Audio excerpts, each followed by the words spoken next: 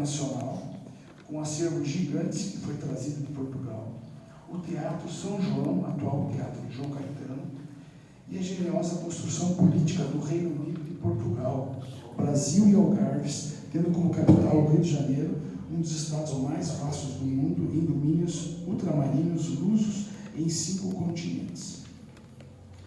Dom João VI amava tanto o Brasil que chegou a assinar o decreto de Dom Pedro. Como regente de Portugal, esse decreto seria o seu filho, e não Dom Pedro. E o futuro 7 de setembro ter-se-ia feito sob os seus auspícios. Embora fragilizadas as relações diplomáticas, Dom João VI nunca rompeu com Dom Pedro. Antes de partir, disse: Pedro, se o Brasil se separar, antes seja para ti que me há de respeitar do que para alguns desses aventureiros. A Revolução Liberal que eclodiu em Portugal obriga o retorno da família para Lisboa. Assim, Dom João VI nomeia seu filho primogênito, Pedro, como príncipe regente do Brasil. Quando da viagem de Dom Pedro a São Paulo, em agosto de 1822, para apaziguar a política, a princesa Leopoldina é nomeada princesa regente. Assim, ela envia uma carta mostrando a situação preocupante do Brasil, né? E que naquele momento, que se não fizesse algo sobre a questão da separação com Portugal, seria feito de qualquer maneira. Aquela frase, cérebro, o povo está maduro, colheiro já se não apodrece. Disse, então, o escritor Sérgio Correia da Costa sobre Dom Pedro I: tivesse 2 pátrias e foste por elas renegado. O Brasil te repeliu porque eras português, e Portugal não te quis porque eras brasileiro. Hoje, porém, pelos mesmos motivos, ambas as pátrias celebram tua memória. Soubeste fundir na alma 2 nacionalidades, e prova que se pode ser brasileiro sem deixar nunca de ser português. Sem a solução monárquica, em 1822, proclamada por Dom Pedro I, retalhar-se-ia o país em vários estados soberanos, num desafio à posteridade que dificilmente os reuniria. Os monumentos que à beira do oceano no Brasil e na Europa celebram o rei cavaleiro equivalem a mensagens imperecíveis recordando lutas, as opções, o poder e a vitória. O seu coração está na igreja Nossa Senhora da Lapa, situada na heróica e leal cidade do Porto, e seu corpo repousa no monumento do Ipiranga, em São Paulo. O Brasil tornou-se independente sob o manto maternal e proteção de Nossa Senhora Aparecida, modo que Dom Pedro, então príncipe regente, viajando do Rio de Janeiro para São Paulo, quis rezar diante da sua imagem. Isso aconteceu, conforme os registros, no dia 22 de agosto, e 15 dias depois nascia o Brasil independente, pelo brado heróico do príncipe que se tornara o fundador e primeiro servidor do Império do Brasil. Com a nossa independência surge o símbolo verde e amarelo, a bandeira desenhada por João Batista Debré, com o verde representando a Casa de Bragança de Dom Pedro I e o amarelo da Casa de Habsburgo da Áustria de Dona Leopoldina. Os ramos de café e tabaco eram as riquezas do país. Ao centro, a nossa cruz de Cristo, que figurava nas caravelas do descobrimento, representando a ordem dos cavaleiros do Nosso Senhor. As caravelas não vieram com a bandeira de Portugal, vieram com a ordem de Cristo. E a ordem de Cristo era sucessora e recebeu o legado dos templários, que visava os seus estatutos proteger os peregrinos em direção à nação. Ainda a esfera arilar instrumento da astronomia utilizado na navegação. E as estrelas representando as províncias do Império, inclusive a província do Paraná, que foi colocada junto com a do Amazonas. Fatos e legados conclusivos de Dom Pedro I. Dom Pedro I e as quatro coroas, além do imperador do Brasil e rei de Portugal em 1826, em 16 de maio de 1822, no período que antecede a independência do Brasil, Dom Pedro recebeu o emissário da Grécia, cuja missão era convencê-lo a aceitar com a coroa da Grécia. Contudo, ele rejeitou a coroa. A Espanha, em 3 momentos, 1826, 1829 e 1830, tentara convencer Dom Pedro I a aceitar a coroa espanhola. Entretanto, uma vez mais, recusa de Dom Pedro I, que não admitia sair do Brasil. E para falar de soberania, para concluir aqui, a soberania, a independência, um legado importante, a Constituição, a Carta Magna de 1824, e que ele encaminha uma carta aos constituintes, eu vou ler resumidamente o texto, uma Constituição em que os 3 poderes sejam bem divididos, de forma que não possam arrogar direitos que não lhe competem, mas que sejam de tal modo organizados e harmonizados que se torne impossível, ainda pelo decurso do tempo, fazerem-se inimigos e cada vez mais concorram de mãos dadas para a felicidade geral do Estado. E mais um dado importante é a Carta Constitucional, é a carta que tem o mais longo período de instabilidade constitucional e foi muito apreciada na sua época, sendo copiada pela República de Weimar. E nenhuma alteração relevante foi realizada nessa carta, apenas o ato adicional de 1824. O hino da independência foi composto pelo poeta, como colocou o presidente, pelo poeta Evaristo da Veiga, a música de Dom Pedro I, inspirada pelo grito da independência, uma verdadeira oração aos brasileiros. Não temais ímpias falanges que apresentam face hostil, vossos peitos, vossos braços são muralhas do Brasil. Muito obrigado.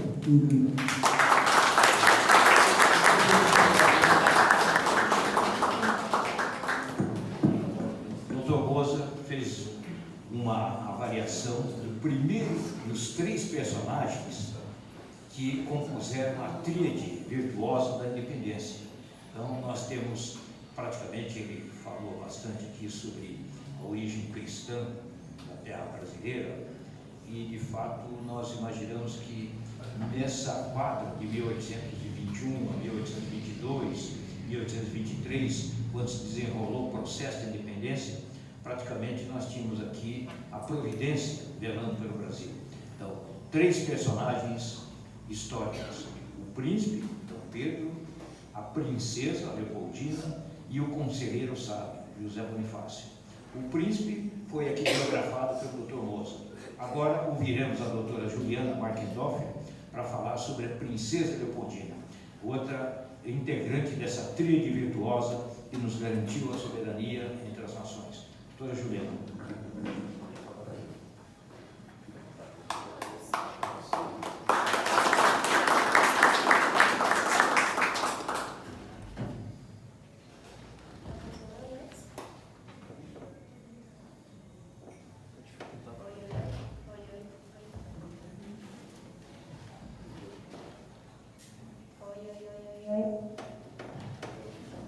Gente, me permitem ficar sentada, eu sou uma jovem senhora, estou cansadita das eleições, sou advogada eleitoralista, então imaginem nos casos em horas, então, semana não estão sendo muito agradáveis para a minha saúde. Mas, estão me ouvindo bem? Bom, primeiramente queria agradecer, o convite da figura do presidente do Instituto E também na figura do presidente, nosso presidente Dr. Edson, e na figura do Rafael, que me trouxe um desafio enorme, porque falar de história com o Rafael é uma coisa um pouco constrangedora, né? Eu não sei se vocês já passaram por alguma discussão, algum debate histórico, mas o Rafael ele é a própria base, né? A própria fonte de conhecimento. E ele me incumbiu de conversar sobre a Leopoldina. E parece-me que quanto mais eu estudo história, mais eu tenho algumas considerações sobre a participação feminina na política mesmo. Como efetivamente eu advogo nessa área, né, trabalho nessa área, dou aula nessa área, eu tenho pensado muito sobre isso. Porque muito se fala de que não existe necessariamente a participação política da mulher até tal data, existem vários registros históricos nesse sentido. Mas, quanto mais eu estudo, mais, pelo menos ao meu ver, me parece que a participação feminina na política ela sempre esteve muito presente. Porém, nem sempre com a feição e os traços de uma mulher. Mas fato é que qualquer momento histórico que a gente se atenha a estudar e se aprofunde, existe uma mulher, uma figura importante feminina ali, que está aconselhando, muitas vezes orientando. Então essa participação, e da Leopoldina em especial, foi muito importante, inclusive para a nossa independência, né, que é o que nós estamos celebrando aqui hoje. Então, Leopoldina nasceu como bela aquariana, com o perdão do zodíaco aqui, mas ela nasceu na Áustria em 1797. E ela veio de uma família grandiosa, uma dinastia que já estava lá há 7 séculos no reinado. Então, o seu pai era Francisco I, né, um grande homem também. Ela era a sobrinha neta da Maria Antonieta e ela veio também depois, inclusive, ela perdeu sua mãe aos 10 anos. E aí ela veio depois abrir mão da sua sucessão nesse reinado para casar-se então com Dom Pedro I, o herdeiro de Portugal. Todos os relatos históricos, todos os livros, documentários e afins tratam da Leopoldina como uma pessoa muito culta, muito inteligente, muito curiosa. Ela tinha aptidões para as questões de biologia, para as questões da arte. A família sempre incentivou a Leopoldina que estudasse música, que estudasse teatro, que soubesse se portar, que fosse uma pessoa diplomática, política. Então ela se moldou de uma forma extremamente peculiar e muito importante, né, para a vida dela, que veio a executar e exercer esse papel aí, principalmente aqui, quando ela estava aqui no Brasil. Então, como nós já ouvimos anteriormente, os casamentos eles eram nada mais, nada menos do que arranjos políticos, e nós tínhamos esse arranjo político da Leopoldina com o Dom Pedro para que fosse exercida uma influência efetivamente nas Américas aqui. Ao mesmo tempo que nós tínhamos esse casamento, a irmã da Leopoldina acabou casando com Napoleão, né? Então unindo a Áustria e França ali, num período que estava sendo extremamente tumultuado ali, turbulento, para também cumprir essa tarefa, árdua tarefa. E as duas conversavam muito por cartas, então tem muitos escritos, muitas cartas que foram encontradas posteriormente das duas conversando sobre questões inclusive políticas e fazendo desabafos, né, sobre perspectivas diferentes, mas cartas bem interessantes. Então, gente, eu trouxe uma colinha porque são muitas datas e muitas informações e eu quero conversar sobre tudo com vocês. Bem, como também o Mozart já nos brindou aqui, o contrato de casamento foi celebrado na Áustria, né? O Dom Pedro foi representado pelo tio da Leopoldina, porque eles só vieram a se conhecer muitos meses depois, efetivamente, quando ela chegou ao Brasil. Então, isso é aquela coisa que a gente estuda no dia direito, né? O casamento por procuração. E a gente fica pensando, quem é que casa por procuração? Mas aqui está um fato histórico e super importante de uma pessoa que casou via o procurador nesse sentido. Bem, e quando em novembro ela chegou ao Brasil, então, inclusive foi a primeira vez que a princesa esteve no mar e ela fez essa travessia que durou ali 86 dias. E aí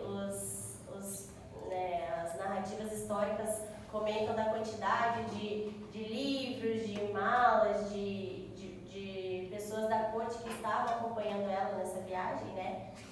Uma coisa grandiosa assim também. E quando ela chegou ao Brasil, então, que ela conheceu efetivamente seu marido, conta-se que os primeiros anos foram muito agradáveis ao lado dele, né? Que eles saíam para cavalgar, que eles saíam para caçar, eles gostavam muito de caçar e que era uma vida muito agradável. Não necessariamente isso se perpetuou, porque ao final da vida eles tiveram um casamento extremamente turbulento e difícil. Mas que esses primeiros anos foram muito bons. Em que pese Dom Pedro tenha sempre sido, conforme muitos relatos também, um homem mulherengo, né? Com perdão da palavra, mas um homem que gostava de festar, gostava de estar na presença de outras mulheres, e isso todos os relatos também acabam comentando. De toda forma, em 1818, ela engravidou então da Maria da Glória, que foi a primeira filha do casal, que era uma menina. Ela achava, tinha certeza que seria um menino, porém ela foi surpreendida com uma menina. Ela achava que iria ser esse herdeiro, né, do trono, mas ela foi surpreendida com uma menina. E no ano seguinte, ela engravidou novamente do Miguel e o bebê ele nasceu sem vida. Então ele ficou até mesmo conhecido como bebê sem vida. Então primeiro ela teve uma menina, depois ela teve um menino, que era muita pressão também, né, na cabeça das mulheres de produzir um herdeiro, ter um filho homem. E aí quando ela teve esse filho homem, ele acabou nascendo sem vida ali no ano seguinte. E aí em 1821, logo 3 anos depois, ela teve um filho homem, que era o João Carlos. Mas o João Carlos, por uma tragédia, ele por motivos de saúde acabou falecendo muito novo. Então, novamente, ela tinha uma menina, ela teve um outro filho que nasceu sem vida e teve um outro menino que morreu muito novo. E tudo isso acabou gerando uma situação um pouco complicada para ela, né? Na expectativa de gerar um filho homem. E junto a isso, ela teve os sogros indo embora, partindo do Brasil, e foi nesse momento que ela efetivamente mergulhou na sua vida política. Ela estava passando por um momento emocionalmente delicado, né? Ela estava fragilizada, e ela mergulhou nessa vida política junto a outra gravidez. Então, aqui mais uma questão que hoje as mulheres, né, pensam muito sobre gerar uma vida, trabalhar, me envolver politicamente. E a Leopoldina aqui nos dando um exemplo de que isso pode ser feito. Em todas as suas vértices, ela conseguia, com efeito e com maestria, gerenciar tudo isso. E ela estava grávida em 1821, que foi quando ela mergulhou na política. Inclusive, ela usou a gravidez como desculpa para não retornar a Portugal, porque havia uma certa pressão sobre esse retorno, né? E ela falava, não, eu não posso, minha gravidez, agora eu tenho que cuidar disso, existe um risco, eu não posso retornar, a viagem é longa. E aí ela acabou se alongando nesse sentido, sendo que isso efetivamente foi constatado em alguns relatos de que foi uma desculpa para não retornar, visto que ela já estava politicamente ativa, conversando com várias pessoas e articulando ali tudo que a gente veio depois a conhecer com a influência dela e com o Dom Pedro também. E nesse momento que ela estava então buscando não retornar, ela se aproximou muito do José Bonifácio, apesar dela, nessa altura da vida, estar com apenas 25 anos, ela já era uma pessoa muito bem posicionada, articulada, política, se aproximou muito do José Bonifácio e criaram uma amizade e começaram efetivamente a discutir e a fazer uma construção do cenário ali. Bem, em meio aos tumultos da época, políticos ali, em 1822 nasceu então Januária de Bragança, que foi considerada a princesa da independência porque nasceu no ano da independência então, que era essa vida que ela estava gerando quando ela estava emocionalmente fragilizada, mergulhando efetivamente na política. E a Leopoldina entendeu, com a ajuda do José Bonifácio e com a ajuda de toda a sua articulação política, que a volta deles esfacelaria o Brasil. Então ela estava buscando a criação e a construção e a consolidação de uma unidade, efetivamente. Nesse momento, Dom Pedro teve que fazer algumas viagens curtas para conter alguns tumultos que estavam acontecendo dentro do Brasil em virtude da questão das influências ali políticas espanholas. E foi nesse momento que a Leopoldina governou efetivamente como regente interina do país. E nessa ocasião ela recebeu um aviso de que haviam, enfim, por conta de toda essa discussão de volta ou não volta, Portugal enviaria 7.000 homens para que garantisse o retorno deles para casa. E aí essa foi a gota d'água para ela, foi o momento no qual ela refletiu e pensou no que fazer. E então, no dia 2 de setembro de 1822, convocou o Conselho de Estado. E foi esse o momento crucial porque ela assinou o decreto da separação do Brasil com Portugal. Existem alguns textos que tratam como se ela tivesse sido a responsável lá no ponta, né? Como se ela tivesse feito o que Dom Pedro fez. Na verdade, não, ela agiu antes com a assinatura desse decreto. E aí eu fiquei me questionando, será que se ela não tivesse convocado esse conselho e assinado esse decreto, será que nós teríamos efetivamente a proclamação do Dom Pedro? É algo a se pensar, é algo a se refletir. Bom, então, depois disso, Dom Pedro efetivamente proclamou a independência e a Leopoldina passou a ter outro tipo de problema, enfrentar outra situação que era, ok, temos a independência, e agora o que faremos com isso? Visto que os países não estão reconhecendo essa independência. Então a Leopoldina, como ela tinha muitos contatos políticos na Europa, ela começou a enviar cartas para a Europa, ela começou a enviar cartas para os líderes, começou a enviar objetos do Brasil, e começou a estabelecer esse contato, buscando esse reconhecimento dessa independência, então, que havia sido proclamada. Ela mandava vários objetos, vários artigos brasileiros. E aí foi, no dia 1º de dezembro de 1822, na Capela Imperial, que houve a coroação, efetivamente, né, de Dom Pedro com a Leopoldina, que foi um símbolo dessa nova era política, então. Cristalizou-se o que já estava acontecendo por um tempo e começou o período da monarquia brasileira efetivamente. E foi nesse período, então, depois de consolidada, a Leopoldina ficou cerca de uns 3 anos, até 1825, buscando esse reconhecimento e articulando com os outros países. E ela começou a obter êxito nesse sentido. E, nesse momento que eles foram coroados, o casamento estava enfrentando uma crise sem limites, inclusive todos os relatos trazem que a Leopoldina estava muito depressiva, estava muito fragilizada, porque o Dom Pedro se apaixona pela Domitila. Domitila ou Domitília? Eu encontrei divergências. Rafa, qual é o seu veredito? Domitila. Então, ele se apaixonou pela Domitila de Castro e ele levou a Domitila para a corte, né? Ele deu um título para ela, ele começou até mesmo a gastar o dinheiro da Leopoldina com a Domitila. Isso para uma mulher é inaceitável. Inaceitável, ele gastando o dinheiro da esposa com o amante. E aí, ela narrou nas cartas para a irmã, novamente a Maria Luísa, que havia casado com Napoleão, estava envolvida, ela narrou nas cartas que ele estava agindo com um comportamento desprezível, que ela que o caráter dele estava totalmente contaminado, inclusive sobre questões de liberdade. São até cartas interessantes nas quais ela narra essa crise que está acontecendo no casamento, mas ela já olhando para ele sob uma outra perspectiva, um outro olhar.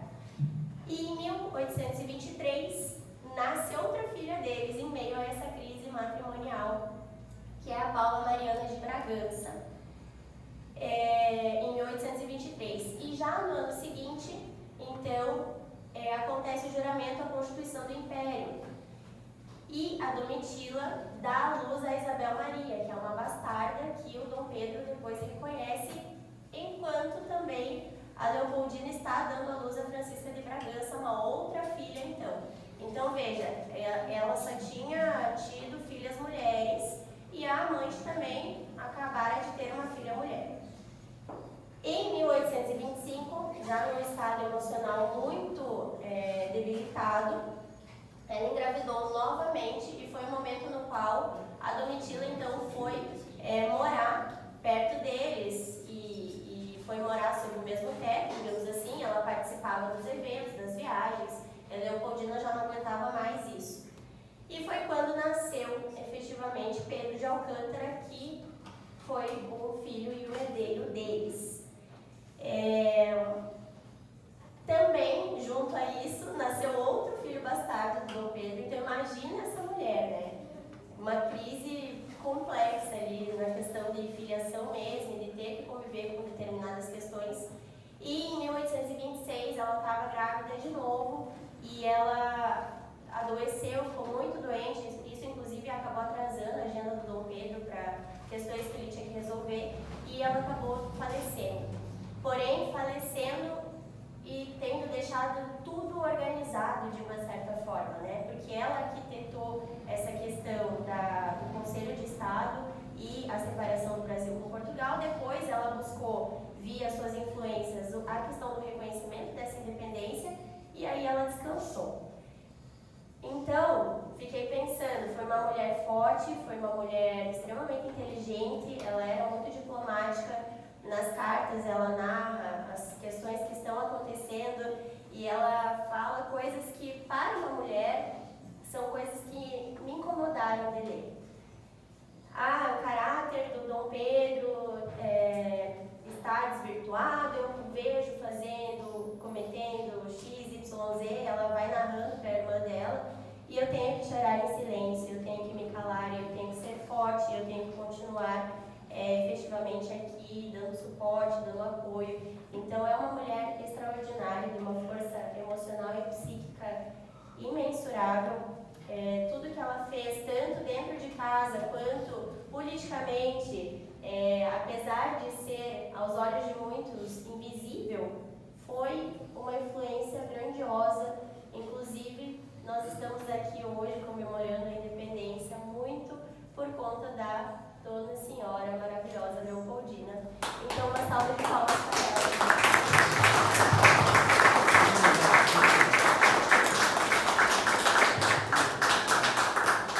A Juliana descreveu com detalhes e riqueza este período da história do Brasil.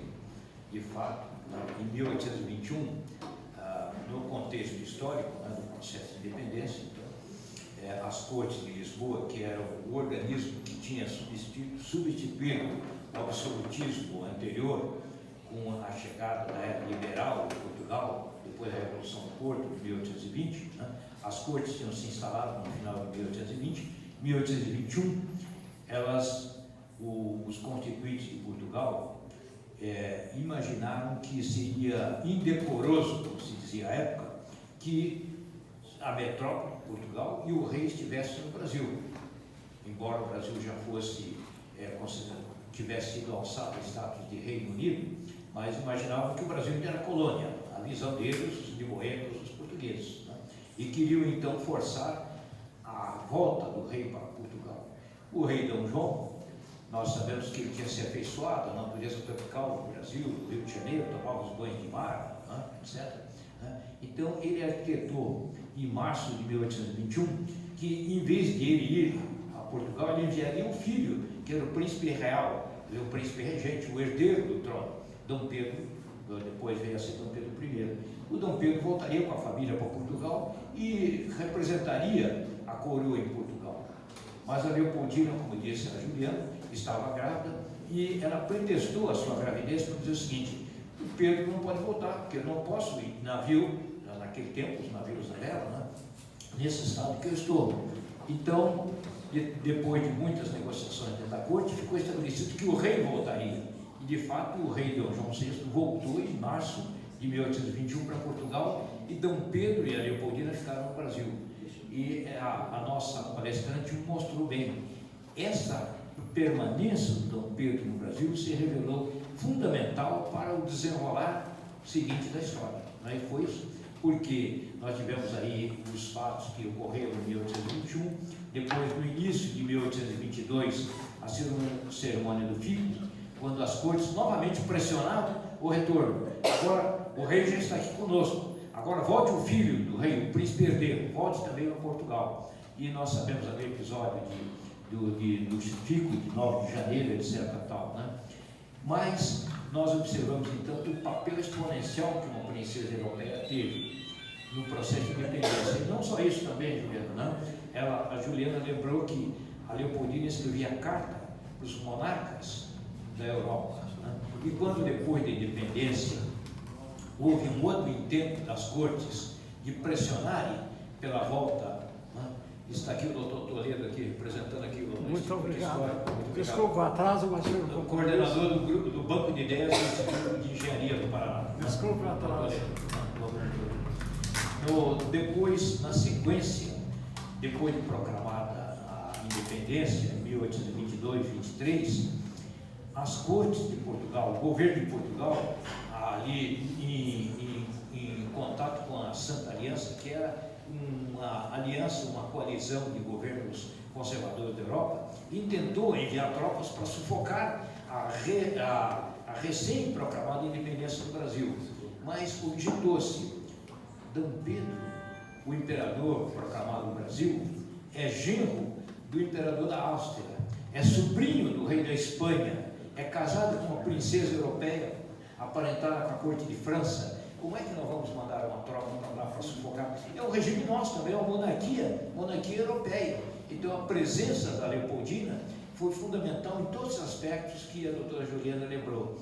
Mas ela foi, aqui a Juliana en passant, lembrou depois do fico, né, no episódio do fico, que houve uma rebelião da tropa portuguesa acantonada no Rio de Janeiro, e o Dom Pedro, sabendo, ele despachou de noite ainda a esposa para a fazenda Santa Cruz, que estava perto da capital, e ela viajou, mesmo de noite, no frio, levando esse pequeno garoto, o príncipe João Carlos, que foi aqui citado, né? Mas nessa saída tumultuosa, para fugir dos soldados, da soldadesca rebelada de Portugal, ela expôs a criança à friagem da noite, depois a temperatura mais quente do dia, no período de março, janeiro, no Rio de Janeiro e tal, a criança adoeceu e sabemos que depois a criança não resistiu. Por isso que em 1825 que nasceu o herdeiro do trono do Brasil, que veio a ser o Dom Pedro II.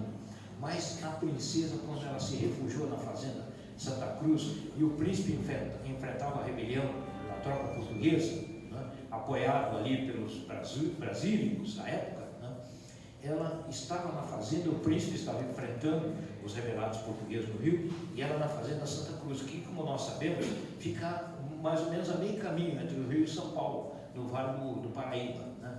E ela estava na fazenda quando ela recebeu uma visita ilustre. Quem foi? Foi o conselheiro José Bonifácio, então vice-presidente da província de São Paulo, que vinha vindo de São Paulo para o Rio para levar o apoio dos paulistas à proclamação da presença, da permanência do príncipe Dom Pedro. A princesa, conversando em alemão com José Bonifácio, ela se encantou com a figura daquele líder, daquele sábio que estava chegando, e reteve até para dizer, quando se encontrou com o marido: Pedro, segura esse homem para ser nosso ministro, nós precisamos dele para o teu projeto, o nosso projeto do Brasil. E é sobre José Bonifácio que agora vamos ouvir a dissertação do nosso companheiro, o professor Jorge Fernandes.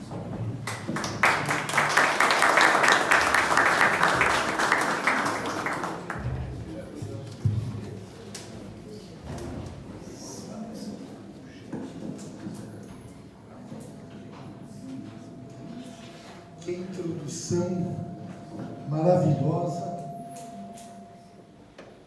fez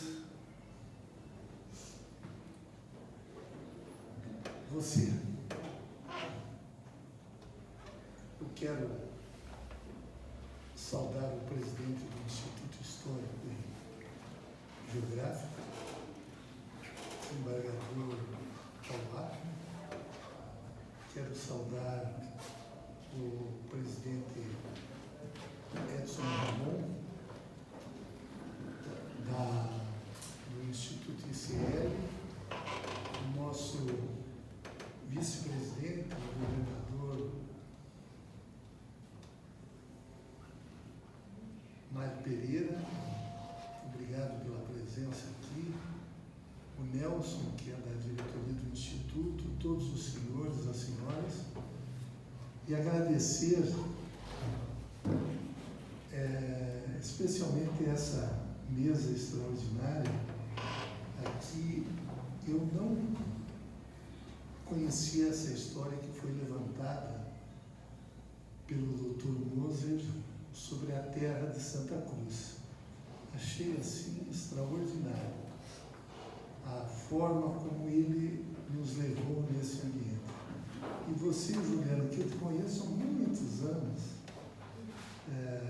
admiro o teu talento, quero parabenizá-la, quero também agradecer a presença, e eu tenho certeza que será uma palestra inesquecível para nós, do deputado Ilcio Juarez, que na época de estudante nós acompanhamos toda a sua carreira. Eu morava numa república onde eu era o único de Santa Catarina, os demais eram todos de Pato Branco. Então, nós acompanhávamos, e o irmão dele foi meu colega de faculdade de Direito. Então, começando, depois dessa introdução maravilhosa, falar a respeito do personagem que eu considero talvez o maior de todos os brasileiros que nasceram até hoje. Eu quero fazer aqui uma saudação especial para o Eduardo Benite, que é um marchand, um galeguista aqui em Curitiba, que é, presidente Abner, talvez uma das maiores autoridades no Brasil sobre Emanuel Swedenborg, porque o nosso homenageado nessa tarde, ele também é um minerólogo, uma pessoa que estudou muito, andou pela Suécia, toda a Escandinávia, a Alemanha, enfim. Então, durante 10 anos, porque ele foi um estudante brilhante em Coimbra, José Bonifácio de Andrade Silva, ele ganhou uma bolsa de estudos do governo português e se transformou num dos homens mais sábios de Portugal.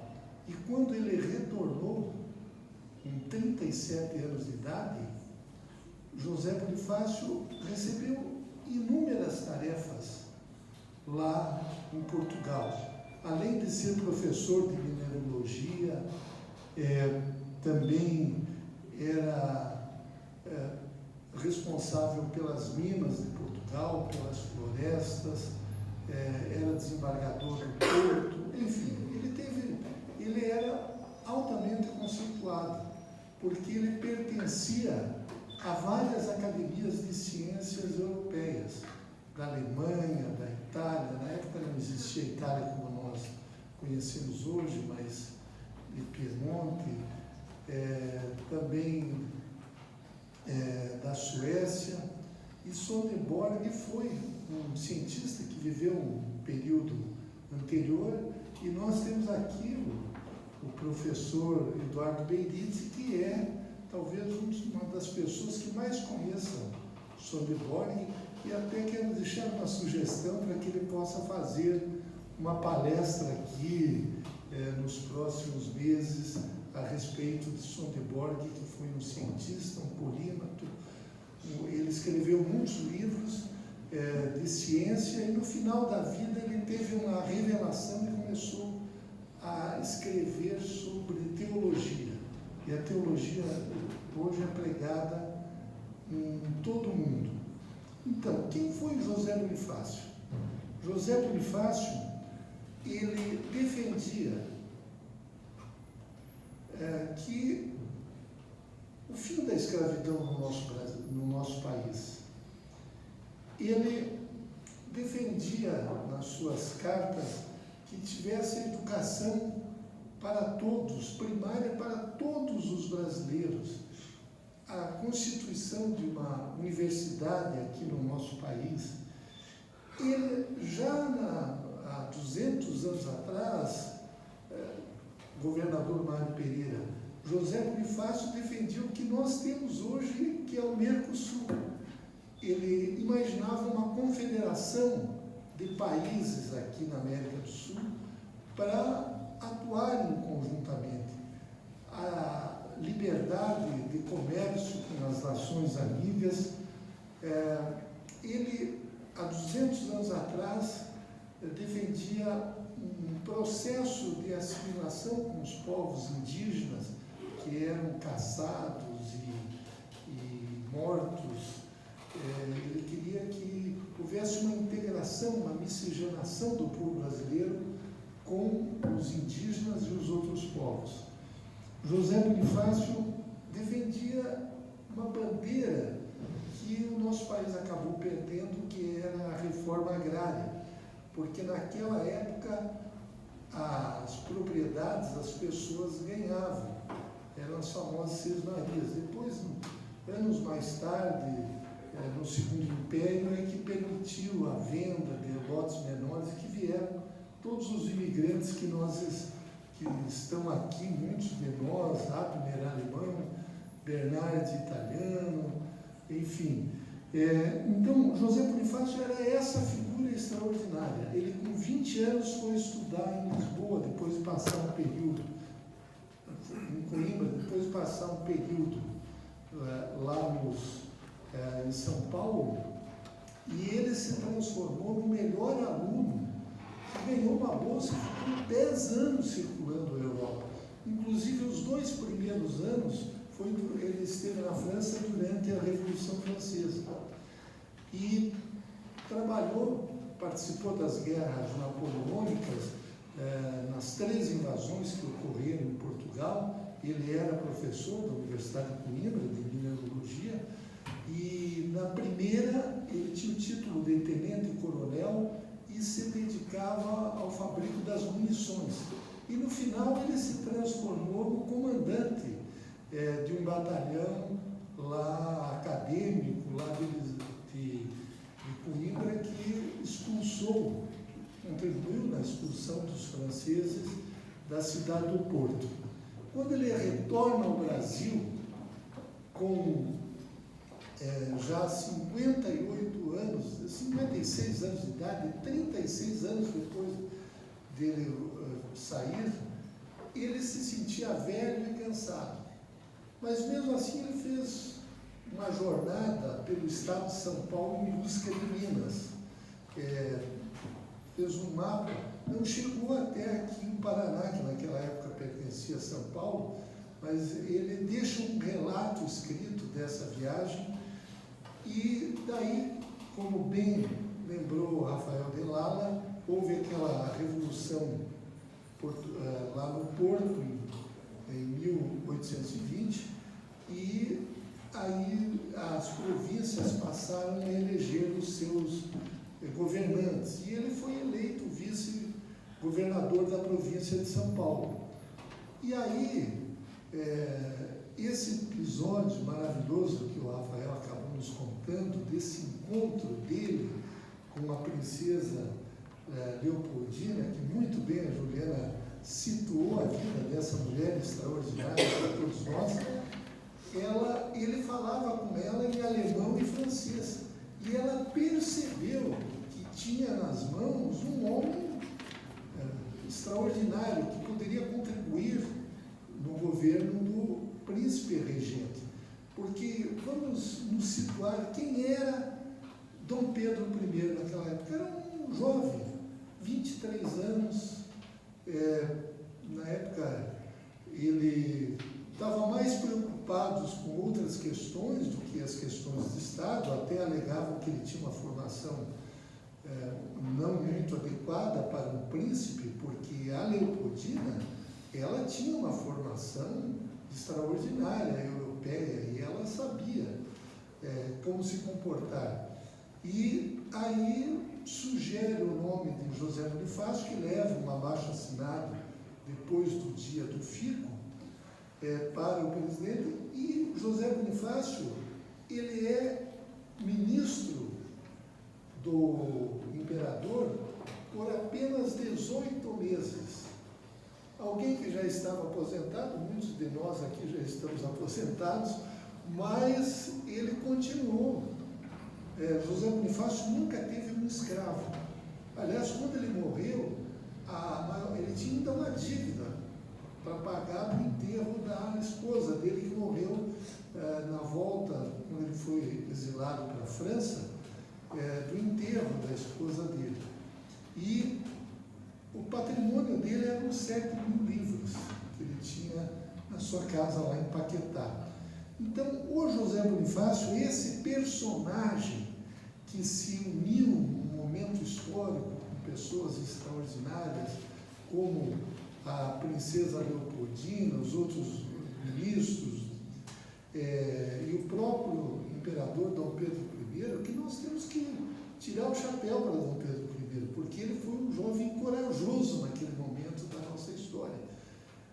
Agora, eu particularmente, Rafael, eu acredito e defendo de que a independência foi um processo.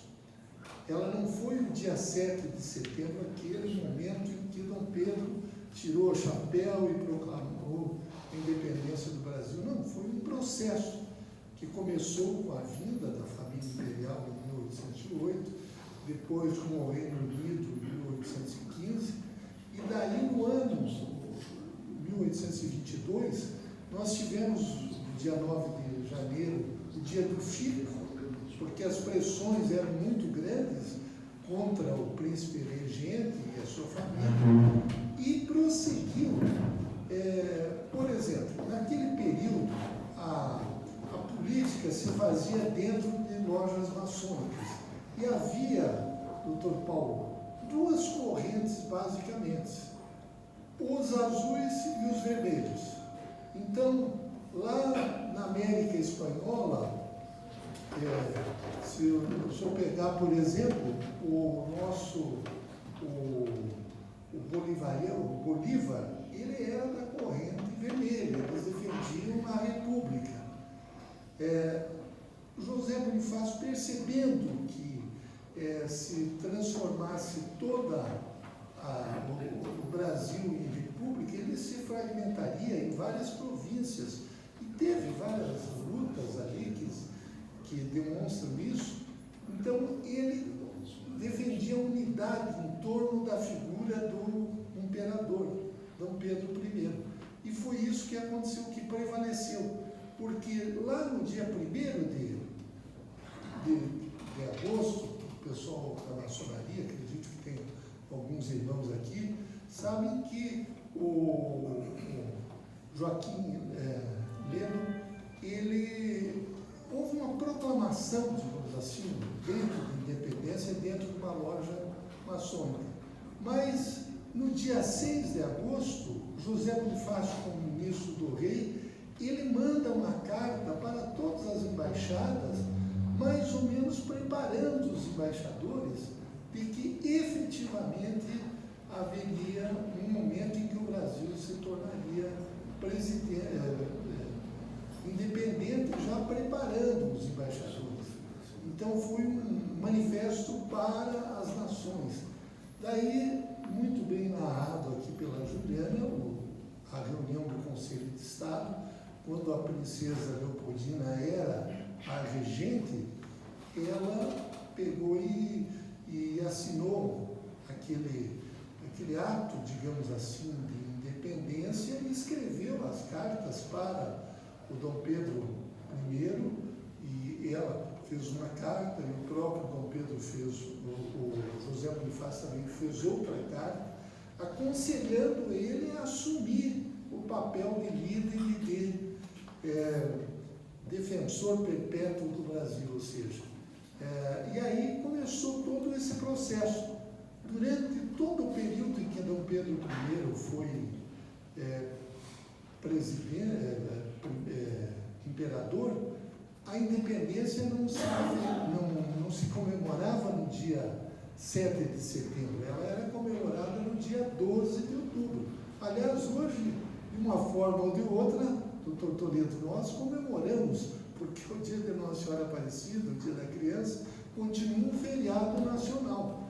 Depois, com a ascensão de Dom Pedro II, é que a independência passou a ter um marco no dia 7 de setembro. Então, esse processo todo de independência, que durou até a expulsão dos portugueses lá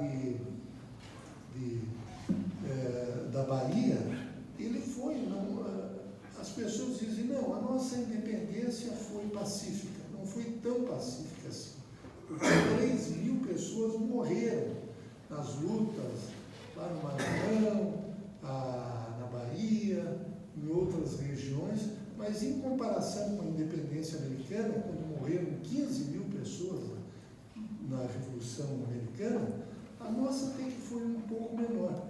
E até incluindo um dado aqui, Rafael, quando a Imperatriz Leopoldina morreu, ela tinha 27 anos, ela era um ano mais velha do que o imperador. E justamente o imperador estava numa viagem à província Cisplatina, que estava se separando do Brasil. Então, nesse dia, nesse momento em que nós comemoramos a independência do nosso país, eu quero parabenizar as instituições que estão aqui reunidas e que permitiram que a gente reflita sobre a nossa independência, porque apesar de tudo, de todas as dificuldades, nesses 202 anos, nós tivemos poucas guerras, poucas lutas, e somos, podemos dizer assim, um país pacífico, um país próspero, e que vai ser a grande nação desse terceiro milênio. Muito obrigado.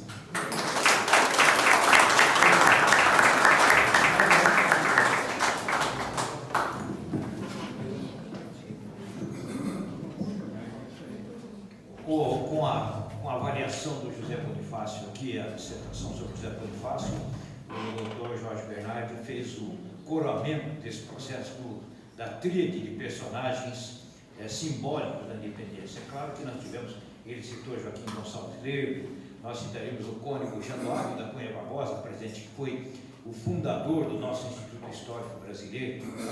Outras figuras, temos lá o Joaquim Xavier Curado, o Marechal, que ao lado do Dom Pedro intimou o general português Jorge Avilés a se retirar do Rio de Janeiro.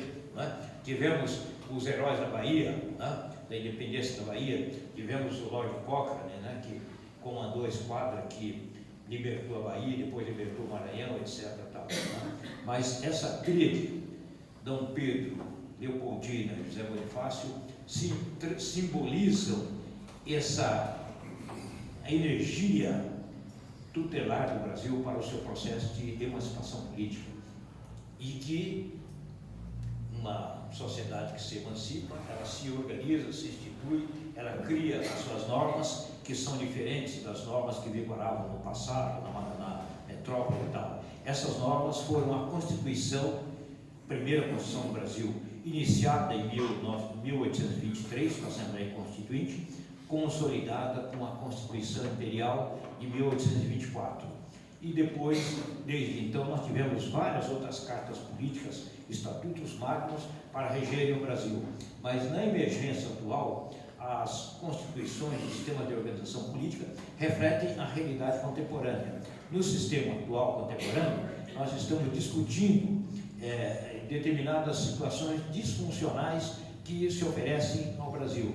E para falar sobre isso, nada melhor do que um constituinte do último processo de elaboração constitucional que ocorreu na redemocratização de 87 e 88, que é o nosso deputado Nilson Guares, que vem falar.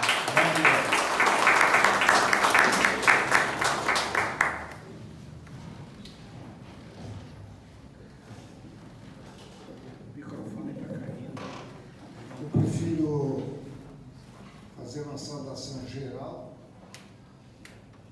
porque na política aprendi uma lição. Quando você começa a citar nomes, você sempre acaba esquecendo alguém, e às vezes é a principal figura que está presente. Então, vou começar com fatos, porque os fatos, na história, eles têm múltiplas interpretações. O historiador dá a sua versão de um mesmo fato, mas há fatos que são incontroversos. Então, vou começar no Velho Mundo, na Europa.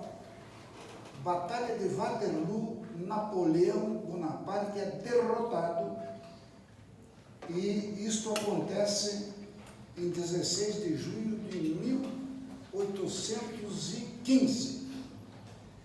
Em setembro do mesmo ano, junho, setembro, 26 de setembro, em Veneza, tem um tratado que é assinado em Paris, da Santa Aliança. Napoleão, um ditador, é derrotado e voltam as monarquias. Rússia, Grã-Bretanha, Áustria, terra da nossa princesa Leopoldina, se unem e formam a Santa Aliança para defender exatamente os valores da religião católica. Essa foi o nome da Santa Aliança. Transladando para o Novo Mundo, o que acontecia? Um pouco antes, tivemos, em 1776, a independência, no 4 de julho, a independência americana, que foi conquistada contra a Inglaterra na base da guerra. Foram 4 anos de guerras violentas. Os Estados Unidos se torna independente e assina, logo após, a primeira Constituição americana em 1787. O grande documento que resiste até hoje, 1787. Vejam que a independência do Brasil ocorreu de 1787 para 1822. Praticamente 50 anos depois, o Brasil se torna independente, e aí passamos a reivindicar, então, uma Constituição para o Brasil. Então, o que ocorria, então, no Novo Mundo? Quando Napoleão era ditador, o Dom João VI vem para o Brasil para fugir de um possível trucidamento. E vem para o Rio de Janeiro, quando éramos apenas uma colônia. E aí cria-se, então, no Brasil, o Reino Unido. Dom João permanece no Brasil.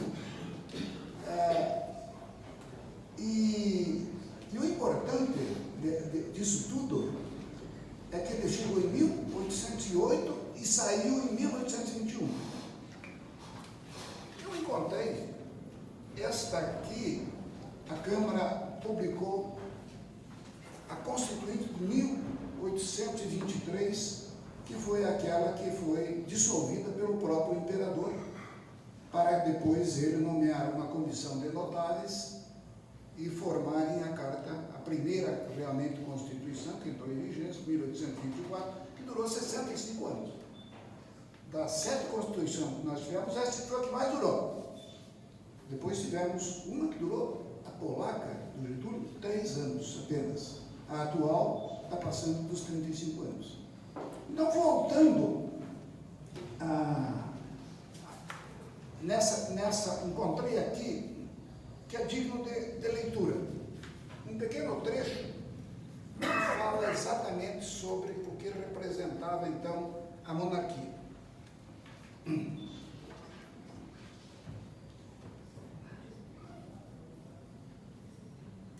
início de 1821, contudo, chegou ao Brasil o ultimato das Cortes de Lisboa, que exigia o retorno do rei a Portugal.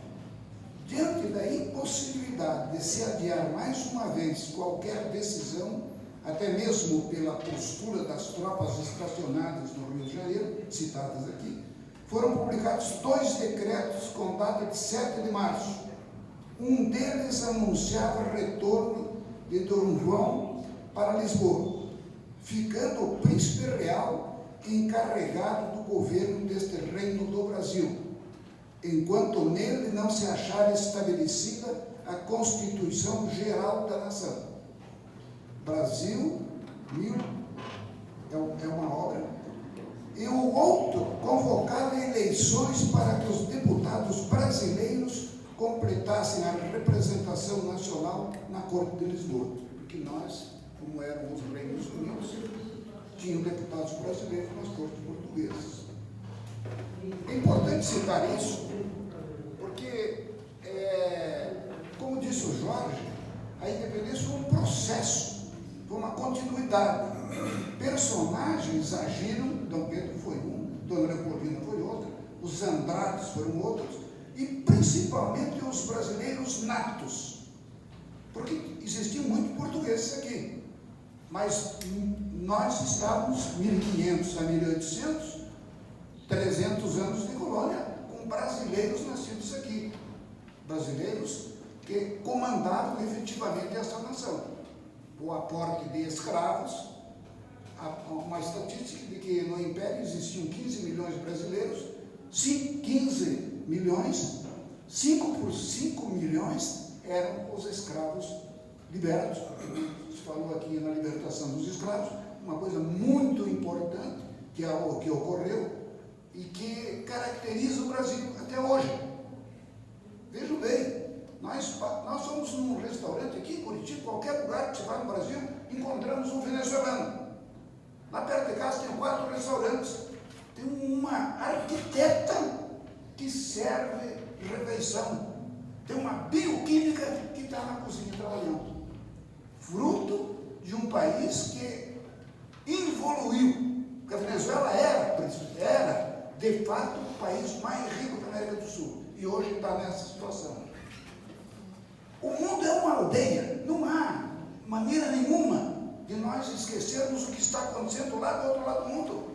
A guerra da Rússia com a Ucrânia está nos afetando. A guerra de Israel com a Palestina está nos afetando.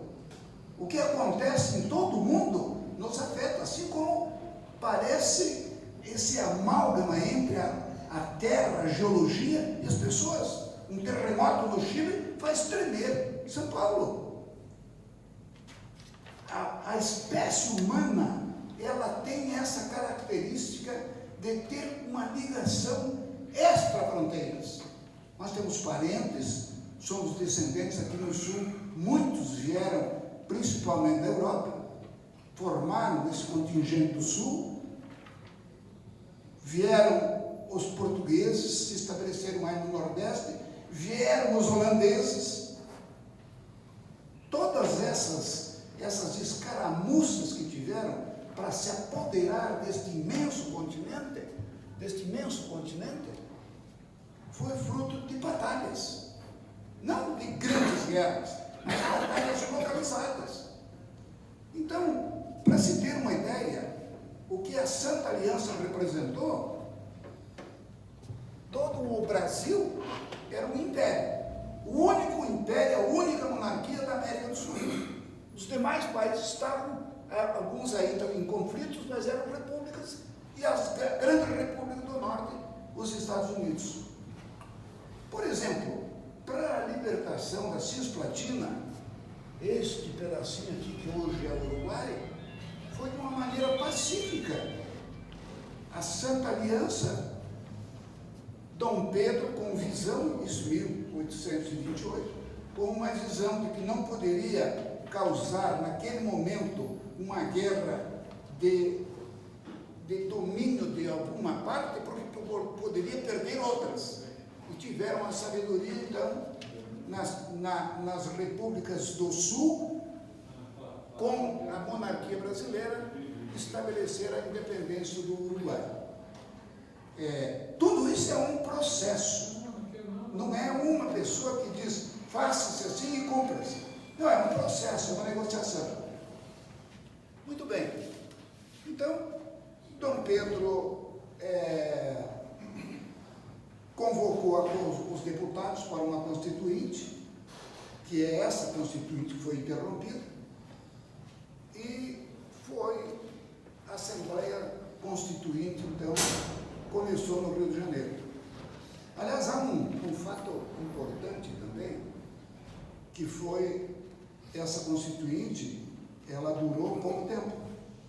Ela foi proposta pelo Dom Pedro, eu anotei porque dados depois de uma certa idade,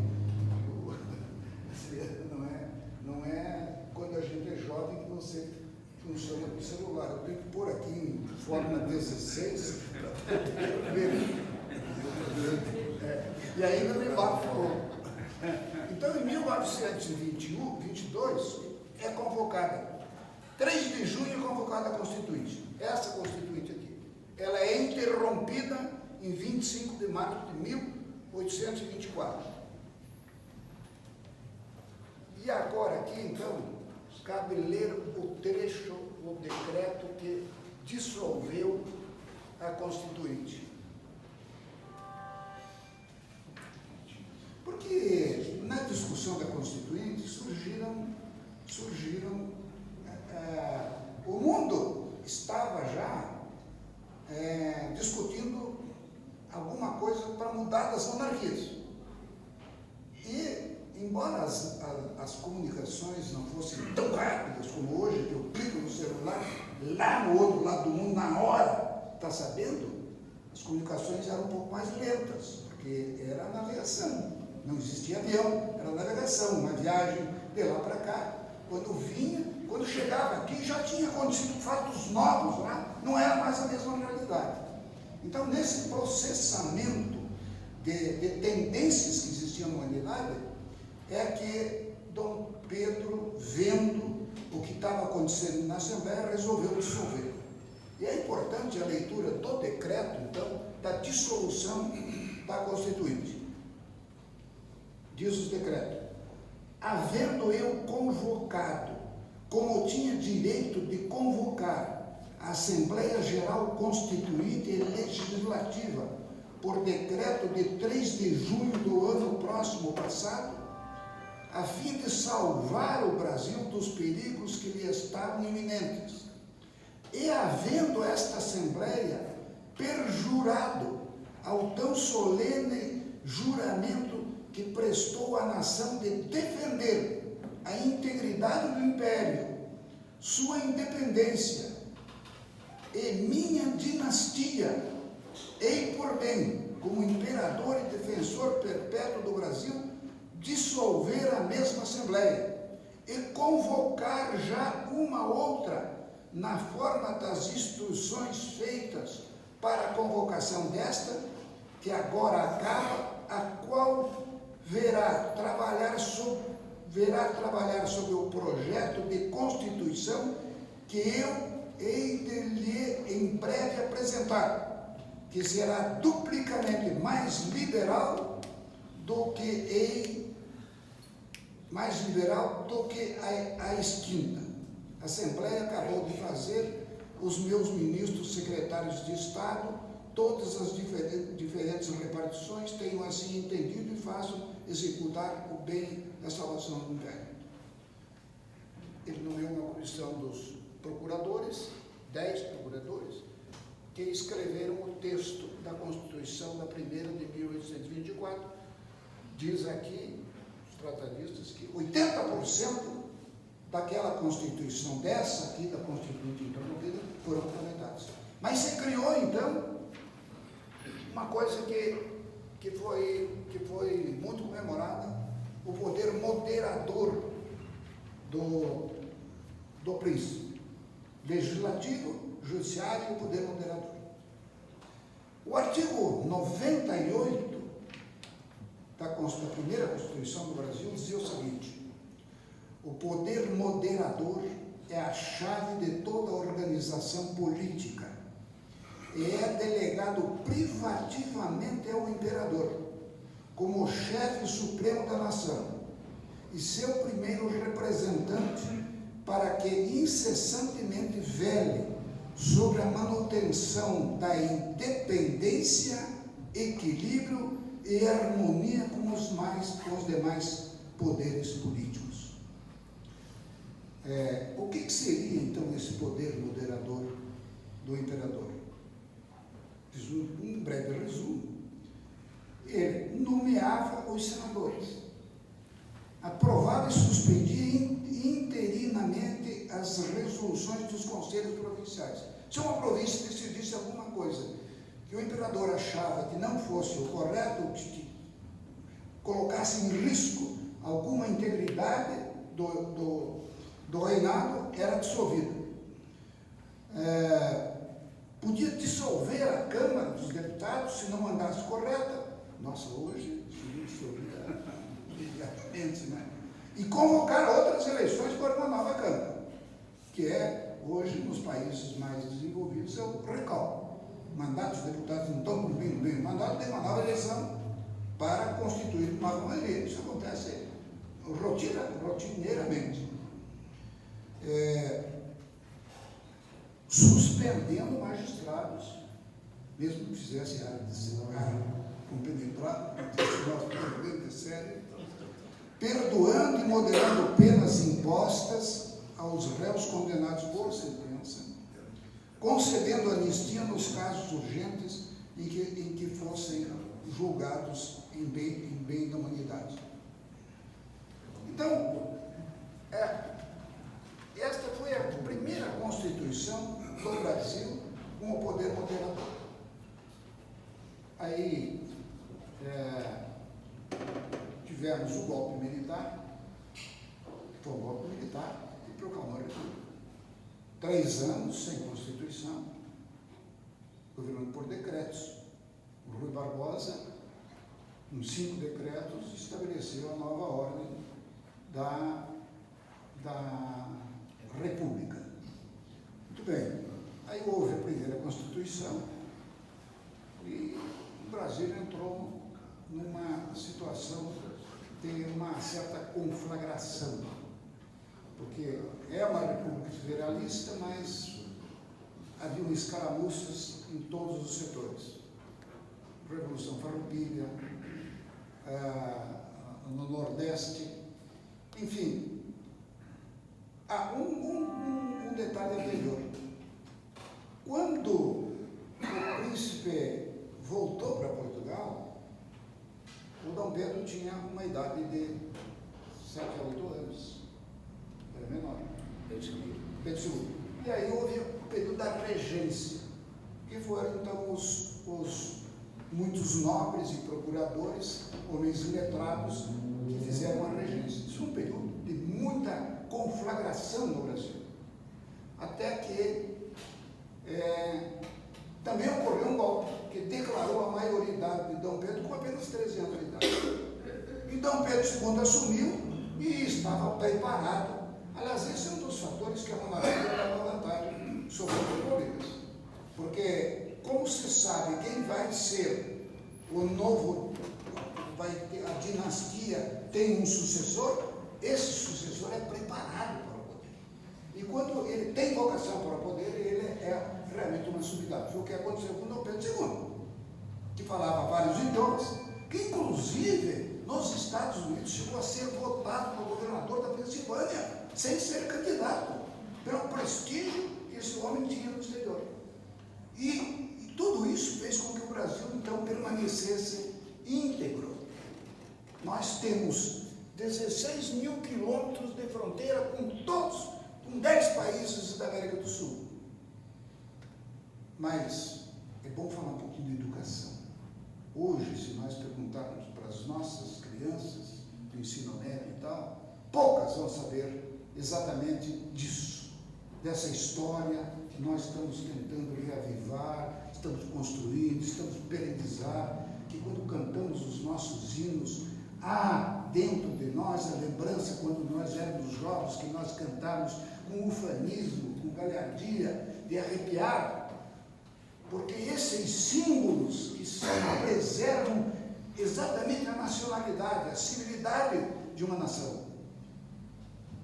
Pouca gente hoje no Brasil sabe que nós, a nossa Constituição de 1800, Dr. Paulo foi na Constituinte de 1988, prestou um grande trabalho de assessoria como magistrado, principalmente na questão da composição do Poder Judiciário.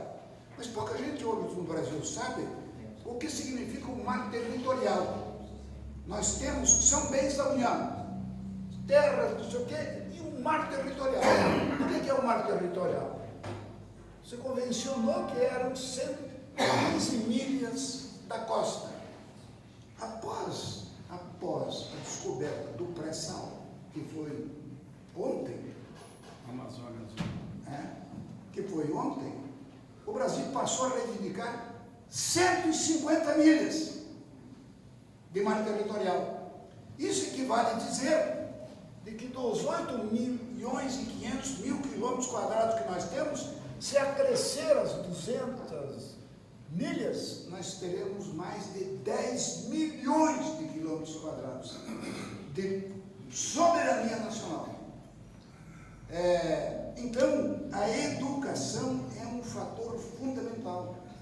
Dom Pedro II teve uma educação aprimorada, por isso que foi um grande governo, um grande imperador. Para resumir, então, acho que nós vamos ter um debate. Chegamos hoje, eu fui constituinte, existe no Congresso mais de 1.000 propostas de emendas à Constituição.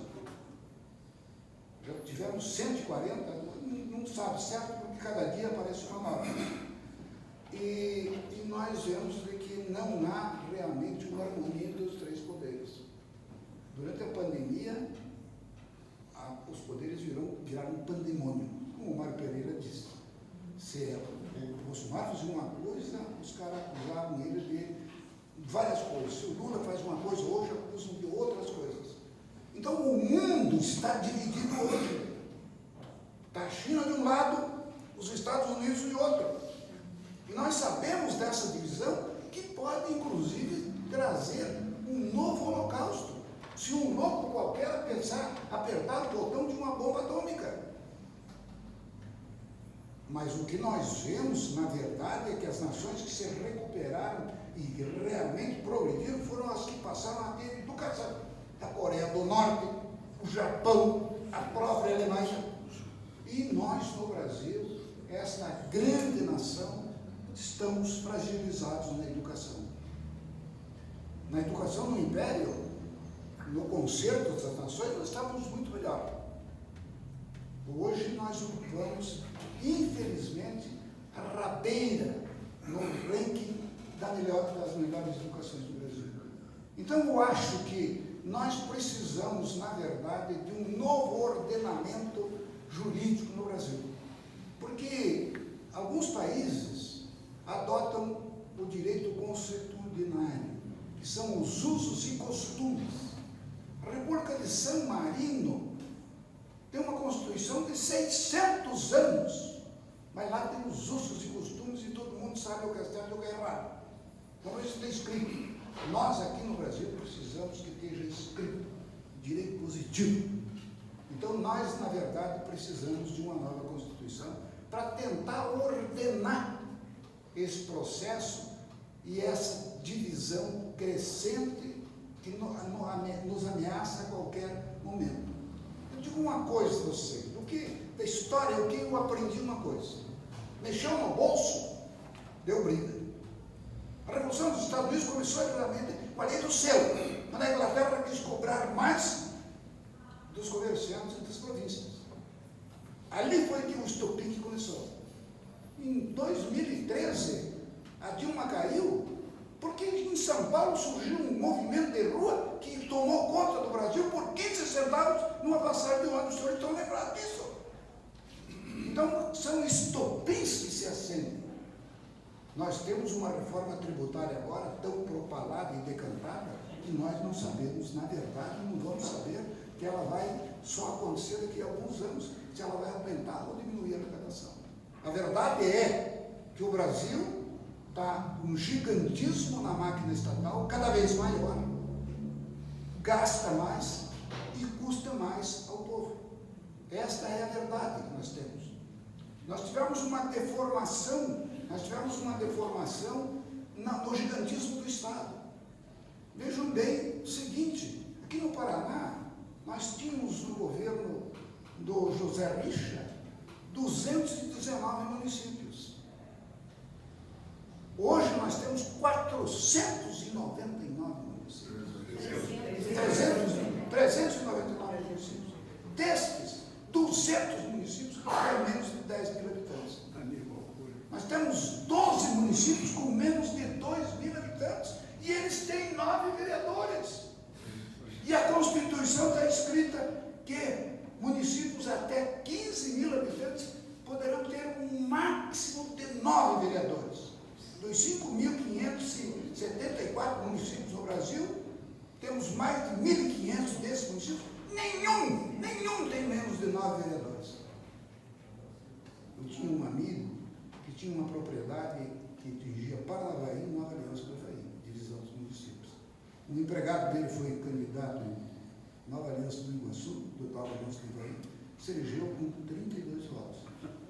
Um outro que foi candidato em Paranavaí fez 4.500 votos e não se elegeu. Então, vejam bem o seguinte. Então, o IDL, nosso presidente saiu, o IDL está tentando formalizar uma proposta para termos uma nova Constituição. 65 anos foi a Constituição que um grupo de notáveis montou para o imperador Dom Pedro I, que assinou, e essa Constituição durou 65 anos. De lá para cá, as outras Constituições duraram pouco tempo. A atual está com 35 anos, mas está em frangalhos, com 140 emendas. No Congresso existem milhares de propostas e não se resolve. Então o IDL formulou uma proposta baseada muito exatamente na questão da primeira Constituição. Notáveis para fazer uma nova Constituição. Mas como nós não temos mais um império, nós temos uma democracia, e a democracia é importante, nós temos que eleger esses constituintes. E outra deturpação que nós tivemos foram os partidos políticos. Hoje nós não temos partidos, nós temos donos de partidos políticos. Segundo eleitoral, a cada eleição ele vem aumentando. Tivemos um escândalo ano passado que um presidente do partido desviou 25 milhões de reais. Tem uma cota para as mulheres de 30%, quando as mulheres são 7 milhões de mulheres a mais eleitores no Brasil. Não aconteceu nada. Você disse bem, a mulher tem essa capacidade inata, comprovada cientificamente, que a mulher consegue fazer duas coisas ao mesmo tempo, o homem consegue fazer uma só. A mulher consegue fazer política, criar os seus filhos, e a dona Leopoldina provou disso. E o homem faz uma coisa igual. O homem faz uma coisa mal.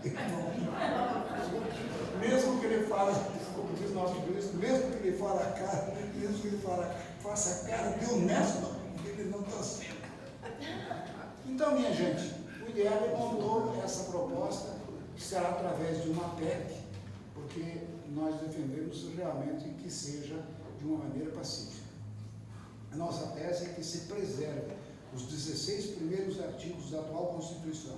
Ali estão descritos a territorialidade brasileira, a integralidade do território, os direitos individuais, coletivos, sociais. Esses primeiros 16 artigos têm tudo. Está ali o direito de defesa do direito de propriedade, a liberdade de expressão, os direitos primordiais, as pedras, como se diz, as cláusulas régias, pétreas da Constituição. Agora, quando chega no 16, começa a falar em partido político. Então, aí, a partir daí, nós defendemos que seja tudo mudado. Porque não é possível uma nação como a nossa, com gente tão brilhante, que nós elejamos um tiririca da vida para o Congresso Nacional. Agora, esse fenômeno, não sei pelo bem ou pelo mal, porque tem que esperar ver, mas numa semana ele vira São Paulo de cabeça e, através desta máquina terrível que é o celular, esta máquina aqui, que um juiz dos Estados Unidos, Thompson, quando decidiu uma briga, logo depois da independência americana, entre duas ferrovias que disputavam a mesma malha, por questão de horário, caiu, ele foi o juiz dessa sentença, e então vivíamos a Revolução Industrial. E ele pergunta na sentença, o que é a máquina? E ele responde, a máquina é o gênio que o homem deixou escapar da lâmpada. E jamais vai conseguir aprisioná-lo novamente. História da lâmpada do Aladim. E se o homem não se cuidar, o gênio vai tomar conta do homem. Isto aqui hoje é realmente um terror. Pode ser uma coisa altamente benéfica, mas numa mão, numa mente deturbada, ele cria muita confusão. Então a proposta do IDL seria essa, mas impomos apenas 3 condições fora da atual Constituição. Primeiro, voto distrital. O cidadão tem que ser votado na comunidade que ele é conhecido. Com voto distrital, jamais um tiririca se elegeria. Jamais, porque tinha que disputar dentro do território dele. Eu fui deputado por Pato Branco, pelo Sudoeste, eu fiz no Noroeste do estado de Paranavaí para frente, eu fiz 26 mil votos, fiz mais do que no Sudoeste. Porque lá me chamavam de paraquedista. Eu, graças a Deus, conscientemente, quando eu percebi que realmente, com a aprovação dessa Constituição, eu não acredito nesse sistema que está aí. Emenda parlamentar, não acredito. Emenda parlamentar é a quebra de qualquer sistema de planejamento num país sério. Você pode planejar num país um programa específico, qual que seja, leva anos para executar. A emenda parlamentar agora virou impositiva. O parlamentar, que é pela nossa Constituição, que está fadado a legislar e fiscalizar, ele se intromete no meio, pega uma porção do dinheiro e hoje, por via Pix, pela maquininha, manda para um prefeito sem projeto, sem nada. E ninguém fica sabendo, e não tem transparência disso. Então o voto distrital é a maneira que os países usam. Voto distrital para o cidadão ser candidato é o que acontece nos Estados Unidos. Por que os Estados Unidos não é uma democracia histórica? É o voto distrital. Só que o partido, lá para escolher no distrito, determinado distrito o candidato, ele tem que fazer uma prévia dentro do partido. Então é o próprio eleitorado que escolhe o candidato. E esse candidato tem que ser conhecido e provar que não é como aqui nós, diz ficha limpa e tal, a gente sabe que essas fichas limpas são muito limpas às vezes. A outra questão que o IDL defende é o seguinte: não entra dinheiro público na eleição. Nós pagamos para o cidadão fazer campanha política. A sociedade financia. E isso é muito fácil. Dá mais transparência, dá mais fiscalização. É só passou no distrito, tornou-se candidato. Quando for registrar na Justiça Eleitoral, a sua candidatura abre uma conta no banco, uma conta só, e outorga à Justiça Eleitoral que semanalmente divulgue o que ele arrecadou e aonde ele consumiu o dinheiro. Um candidato vai fiscalizar o outro. Não há transparência maior que isso. Isso é simples de fazer. Hoje criar os distritos eleitorais num computador, um técnico qualquer vai e divide aqui no Paraná. Tantos distritos. Dentro desse distrito o candidato será votado. E não. Aqui em Curitiba, por exemplo, permitiria, aí no Paraná, no estudo que nós fizemos, para ter 121 constituintes ou 180, mas daí seria, os distritos não seriam de 2 milhões, mas de 3 milhões. 50% como fez o Chile. 50% de homens, 50% de mulheres. É uma questão de legitimidade. Se as mulheres são a maioria, elas têm que ter. Nós vemos hoje, há 200 anos atrás, quando nós falamos, as mulheres eram leiloadas em Londres. Os muçulmanos ainda hoje, a mulher tem que estar coberta, não pode. Nós vemos essa diferença de culturas. E hoje a mulher se vai em qualquer, principalmente em direito. Está aí o nosso presidente para provar isso. As mulheres são mais estudiosas, mais dedicadas, elas sabem mais, elas são mais duras para julgar. Eu fazia muito júri, quando eu fazia júri e podia recusar um jurado, quando caía a mulher eu recusava, porque é duro. Não tem, o homem é mais molega para julgar, não sei o quê. Senhor, a mulher não, ela é inflexível. Se precisa ser condenado, é condenado. Então, esta é uma alteração que também nós estamos propondo. E a outra alteração, talvez a mais importante. Quem for escrever a Constituição, por 10 anos, não poderá disputar mais eleição nenhuma. Fica inelegível. Essa é a grande segurança que a sociedade tem, que estas pessoas que estarão lá fazendo uma nova Constituição não vão pensar no interesse deles. Como hoje, lamentavelmente, os nossos congressistas pensam no seu interesse. Há 2 anos, desrespeitaram os partidos essa disposição dos 30% para as mulheres, cometeram crimes eleitorais com uma lei que eles mesmos fizeram, não aplicaram. O que aconteceu? O tribunal glosou lá, isso aqui é crime, tem que devolver o dinheiro e tal. O que estão fazendo? Uma anistia. Eles próprios se anistiando. Então, é esta qualidade de gente que nós precisamos evitar. Então, com uma inegibilidade, 10 anos, previamente o cidadão vai saber quem que vai ser juiz.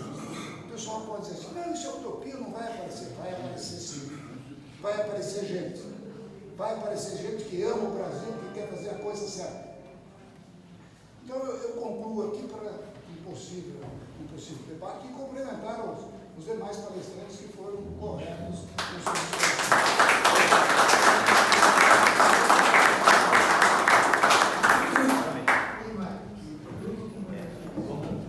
Indicando essa coerência, o doutor Nilson Visguarese foi deputado constituinte e depois não renovou o mandato. Voltou para Curitiba, para o Paraná, para se dedicar a atividades profissionais. O nosso presidente está nos ponderando aqui, nós gostaríamos de abrir o debate, mas como nós temos aí uma gengiveira e o presidente está aqui já com os certificados de agradecimento. Nós podemos renovar proximamente, né, presidente, esse mesmo painel para outro evento, então, para continuarmos o debate. Com a palavra o presidente Paulo Rato. Antes de encerrar a sessão, eu vou fazer a entrega dos certificados aos nossos colaboradores, nossos professores de hoje, E também entregar para eles um volume do nosso último boletim. Só para concluir, o Instituto Histórico e Geográfico do Paraná ele sente-se muito honrado com a presença de todos os estudantes, com as palestras fundadas, pelo brilhantismo que foi demonstrado aqui por todos os senhores. Um agradecimento especial ao Rafael de Lala, que foi o organizador desse evento, e muitos dos senhores demonstraram que a necessidade que nós temos de preservar a história. Então, o Instituto tem essa finalidade, a preservação da história. E hoje nós demos um exemplo de como se preserva a data da independência do Brasil, né, Jorge? E só resta para nós demonstrar, agradecer a presença de todos e, ao mesmo tempo, se sentir feliz, contente por esse ato de hoje, por essa nossa reunião, que, embora tenha se estendido até às 17 horas e quase 30 minutos, mas foi de um brilhantismo e nós aprendemos muito. A Leopoldina, excelente. Na época imperial, Wilson, a respeito do que você trouxe de uma nova constituinte, e o Jorge Bernardo era a respeito do José Bonifácio. Todas essas palestras, esses pronunciamentos trouxeram para nós um pouco de ensinamento. Isso que eu falo. Ela vai ajudar. Tá, ok. Nosso secretário. Eu vou pedir então para ela nos ajudar. O Jorge Bernardi participou do projeto Brasil, a Marcha para a Independência, desse instituto, apresentando o tema José Bonifácio, o Patriarca da Independência.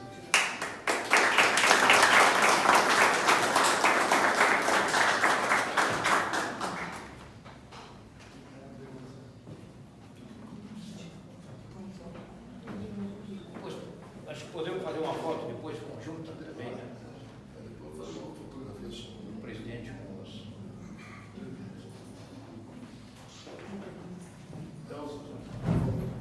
Um boletim. Certificamos que Nilson Romero Suarez participou do projeto Brasil, a Marcha para a Independência, desse instituto, apresentando o tema A Ordem Constitucional Pós-Independência e a Realidade Atual, uma proposta de mudança. Peço para elas entregar para isso.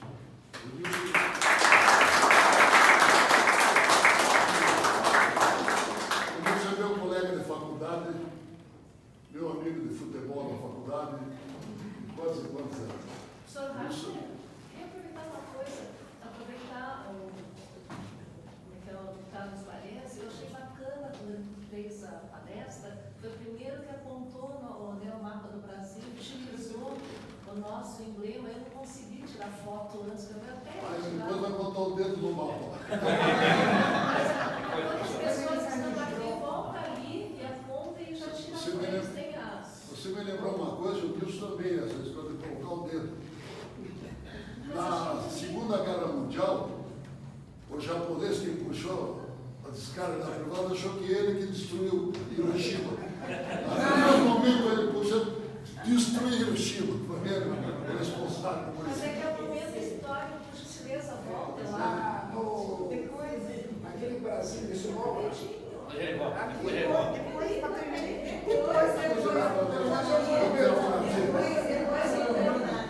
espero que não caia mal.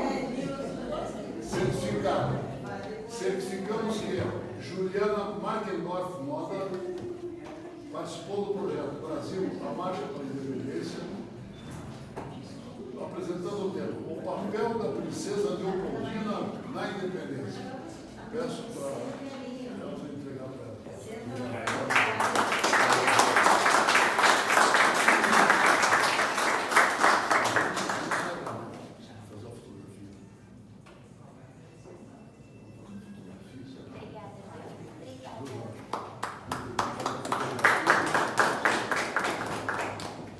Certificado do Mozart Heitor França, que participou com o tema O Príncipe Dom Pedro e a Independência do Brasil.